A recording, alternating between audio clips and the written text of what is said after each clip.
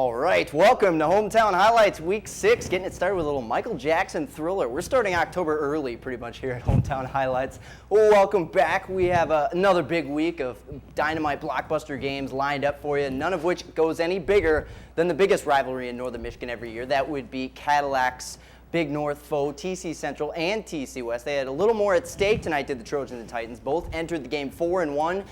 And more importantly, a chance to take a lead in those Big North Conference standings. And it was also a very special night at Thurlby Field. We'll show you some of the sights and sounds of the first ever Patriot game. The veterans were honored with free admission and had a special entrance. Players got the chance to shake their hands. And there was even a special Coast Guard flyover before this one. More than 10,000 plus people packed Thurlby tonight. If it's not a record, it's close. And the Titans, they would strike first. Grant Ellison with a 2-yard score there, but Central has some magic. And some magic is Ethan Campbell. Look at the footwork on Campbell. He dodges in and out of white shirts. It doesn't matter who's in his way. He's running 99 yards. Mark Schlett made sure I said that. 99 yards for the touchdown or the kickoff return. We are locked up at 7. Trojans through the air now. TJ Shepperly finds Drew Reamer, and that's going to cross the goal line, make it 14-7, black and gold lead. Then Campbell continues his work on the ground. Titans really did not have an answer for him in the first half. This is a about 20-yard score, makes it 21-7 at halftime, TC Central. Shepperly again in the air to start the third, and Campbell can catch as well. Multitasking is Mr. Ethan Campbell on a Friday night. 28-7 lead Trojans. Titans go through the air, though. Donnie Sizik now finds his receiver, Grant Bellino, in the corner of the end zone. Brings TC West within 14, and at one point the Titans did get within a score, 28-21, but Shepperly now does it on the ground himself. Huge rushing touchdown, makes it 35-21, and the black and gold, they win the 16th overall matchup in this series tonight, final 42-28. Let's go over to Ann with another big game on the lineup tonight.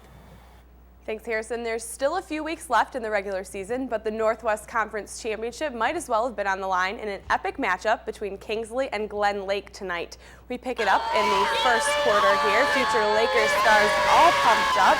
The score is 0-0 until this Carter Lee keeper up the middle for the 2-yard score. 2-point conversion will put it at 8-0. Lakers driving again, ball on the Laker 38, and Carter Lee connects with Tyler Stachnik for the 38-yard catch. That will set up this next big play. Lee hands off to Anthony Sarzik, who cuts up the middle for a 24-yard score. Lakers up 14-0.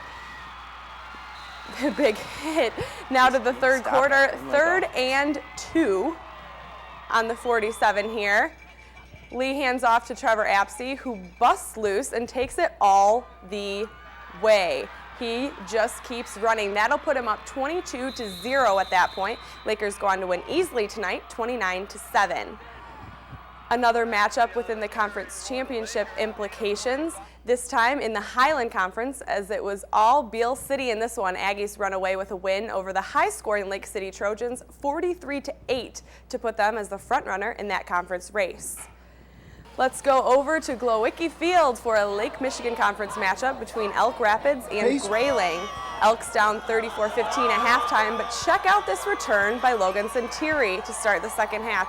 He eventually gets brought down around midfield, setting up a great drive by the Elks, where you'll see quarterback Eddie Shaw, who had to step out for a few plays, makes it to the end zone for the Elks. Do I dare call it a comeback at this point?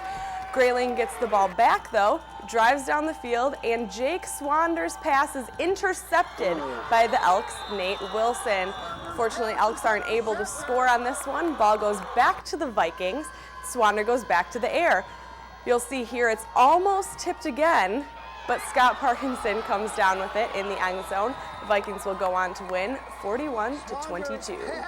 A lot of high scoring in that one. Let's do a double dip in the Lake Michigan Conference, shall we? The Vuvuzelas were out in force in Kalkaska hosting Harbor Springs. Blazers up 21-7 in the third, but it's the Rams driving here. Charlie Dreyer puts this one in. Rams later get a 2-point conversion to make it 21-15, and they get a turnover here to help them out, jumping all over a football, but they would not score there.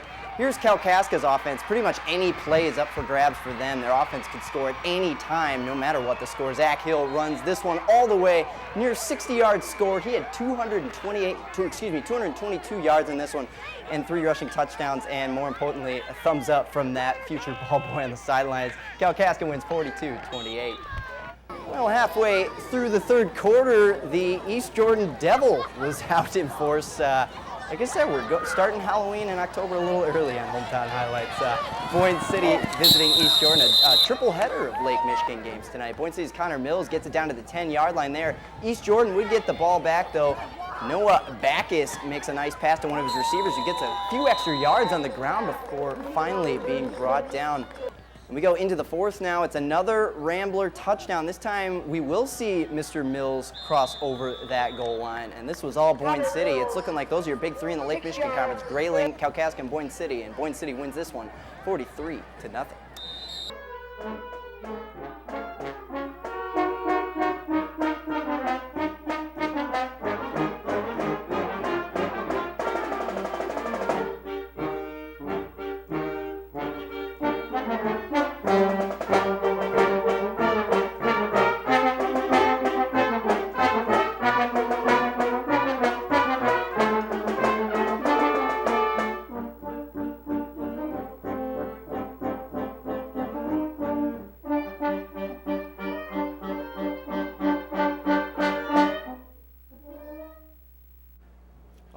The Cadillac Viking Marching Band joining us for week 6 of Hometown Highlights. And the Vikings, they went on the road tonight to play Big North foe Ogama Heights, a game that had a whole lot of people talking about across the country, really. You saw the story earlier in the show about the homecoming court.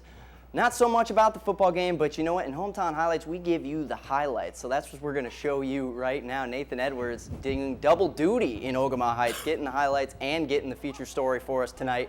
Ogama will hand off to start this one, but the Cadillac D is just too vicious and takes the Ogama player right down. Later on, the Vikings drop back and launch this one down the sideline. It's Jalen Brooks. He's a fast kid, but he can throw the ball as well. Patrick Briggs with the reception, and they'll score big on this long TD run. Ogama, a few plays later now, it's Ben Hartley who finds his receiver Jerome Hunter, and he's hunting for more yardage there for Ogama Heights. Cadillac, though, will drop back, try to make something happen.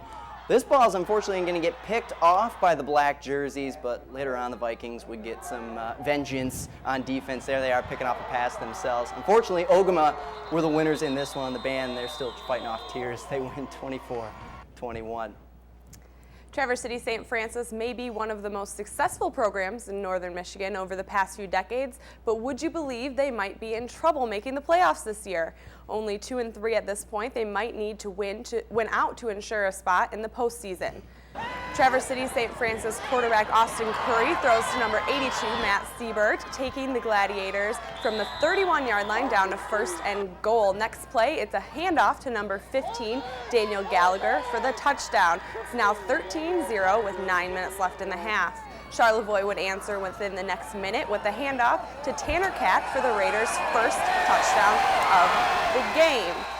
TC St. Francis will fire right back, though, marching the ball right down the field with 4 minutes left in the half, and number 33, Jake Coury, forces his way in for the touchdown. Latest update we have is 20-7. TC St. Francis in the lead. We'll have the final score updated right there, 26-7, St. Francis. Just in, 26. Right over to some Ski Valley action, Inland Lakes and Central Lake tonight. Inland Lakes fell behind early in the game but fought back. Here you see Cody Vanilla fighting for the yardage, getting into the end zone. He is pumped, as you see, and so was the sideline. Inland Lakes defense gets a nice couple stops near the end zone, but on 4th and short, Trojans quarterback Kyle Hiltunen goes to the air and gets the touchdown for number 34, William Brockman. Central Lake went on to win this one, 37-14. Let's stay in the Ski Valley. You know it's a big show, and we have 2 undefeateds as our last highlight. That would be Pickford and Mansalona. And here's Jared Hatfield going to the sideline. He's getting a face mask call there, so Pickford's going to go ahead and get the ball with pretty good field position. And there's Hatfield again. There's your end zone cam. He's going to score in the far corner. Ties this one up at 8. But Mansalona, you just can't stop the Iron Men offense, specifically the two-headed monster of Trevor Ackler. Here's part A. Gary is making a big yardage gain there. We're going to shift to part B of their offense. The big fella, Wyatt Durr. He finishes that touchdown off with a nice little dance. Is that the Gangman style dance, Ann? I don't know. 16-8. Mansalona goes on to win 36-8. They're now 6-0.